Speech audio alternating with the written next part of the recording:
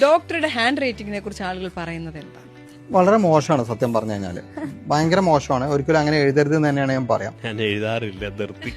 എന്റെ നല്ല hand writing വളരെ മോശം ഹാൻഡ് റൈറ്റിംഗ് ആണ്. എന്റേതും വളരെ മോശമാണ്. ചിലപ്പോൾ ബുദ്ധി കൂടുന്നവർക്ക് ചിലപ്പോൾ ഹാൻഡ് റൈറ്റിംഗ് നന്നാവില്ല എന്ന് എനിക്കറിയില്ല. തരക്കൽ എഴുതുമ്പോൾ അങ്ങനെ പോയി പോകുന്നതാണെന്നായിരിക്കും.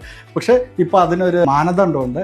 ക്യാപിറ്റൽ ലെറ്റേഴ്സിലാണ് എഴുതുന്നത്. ഫസ്റ്റ് BBS ക്ലാസ്സിൽ ടീച്ചേഴ്സ് ഭയങ്കര ഫാസ്റ്റ് ആയിട്ട് നമ്മൾ അവൻ എന്ത് പറയുന്നതെല്ലാം നോട്ട്സ് എടുക്കാനുള്ള ഒരു വെപ്രാളത്തിൽ എഴുതി പിടിപ്പിക്കുന്നതിന്റെ ഭാഗമായിട്ട് അങ്ങനെ വന്നതായിരിക്കാം. എന്റെ ഫാദർ ഒരു ദിവസം 100-150 രോഗികളെ അദ്ദേഹം വർക്ക് ചെയ്യുന്ന താലൂക്ക് ഹോസ്പിറ്റലോ ഡിസ്ട്രിക്ട് ഹോസ്പിറ്റലിൽ കാണുമ്പോൾ എവിടെ ഹാൻഡ് റൈറ്റിംഗ് എഴുതി എങ്ങനെ വിടുകയാണ്. Every patient is very important. അത്രയും പേഷ്യൻ്റ് വെയിറ്റ് ചെയ്യുമ്പോഴത്തേക്ക് ഈ എഴുതാനുള്ള സമയം കിട്ടാത്തതുകൊണ്ടാണ് ഫാസ്റ്റായി പോകുന്നതാണ് എൻ്റെ ഒരു. നല്ല ഹാൻഡ് റൈറ്റിംഗ് ഡോക്ടേഴ്സ് ഉണ്ട് കേട്ടോ, ഉണ്ട്, അതില്ലെന്ന് പറയാൻ പറ്റില്ല. ഒരു അടക്കം നമ്മളങ്ങ് ആക്ഷേപിച്ച് കളയരുത്. പക്ഷെ മെജോറിറ്റി ഓഫ് ഡോക്ടേഴ്സ് മോശം ഹാൻഡ് റൈറ്റിംഗ് തന്നെയാണ്. ഒരു സ്പീഡിൽ എഴുതുന്നുണ്ട്, തിരക്കാണ്.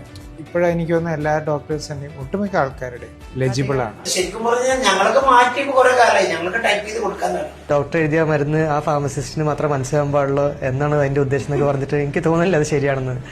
ഒരു 300 പ്രിസ്ക്രിപ്ഷൻസ് ഡെയിലി എഴുതുമ്പോഴേക്കും ലാസ്റ്റ് ആകുമ്പോഴേക്കും പാരസ്റ്റമോൾ P മാത്രമേ ഉണ്ടാവുള്ളൂ, പിന്നെ ഒരു വരയായിരിക്കും.